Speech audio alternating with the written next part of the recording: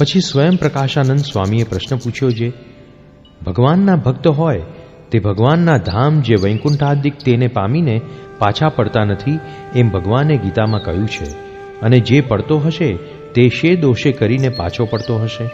પછી શ્રીજી મહારાજ બોલ્યા, જે કોણ ભગવાનના ધામને પામીને પાછો પડ્યો છે એક તો બતાવો. પછી સ્વયં પ્રકાશાનંદ સ્વામીએ કહ્યું, જે એક તો વૈકુંઠમાંથી જય વિજય ભગવાનના પાર્ષદ પડ્યા, અને ગોલોકમાંથી રાધિકાજી ને શ્રીદામા પડ્યા.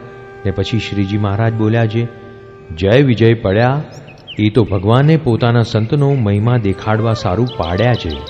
સનકાદિક જેવા સંતનો દ્રોહ કરે તો વૈકુંઠાદિક જેવા ધામને પામ્યો હોય તોય પણ પડી જાય છે.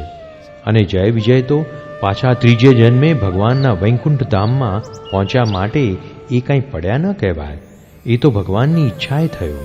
અને પડ્યો તો તે કહેવાય છે જેને પાછો ભગવાનનો સંબંધ જ ન રહે. અને ગોલોકથી રાધિકાજી પડ્યા તે પણ ભગવાનની જ ઈચ્છા હતી, અને પોતાને પણ મનુષ્ય દેહ ધરીને અનંત જીવનો ઉદ્ધાર કરવો હતો, અને પોતાના કલ્યાણકારી જે ચરિત્ર તેને વિસ્તારવા હતા, માટે રાધિકાજીને કોઈ પડ્યા કહે તો ભગવાન પણ તે ભેળે પડ્યા કહેવાય.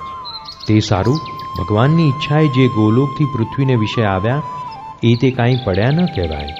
એ ઠેકાણે તો ભગવાનની જ ઈચ્છા જાણવી.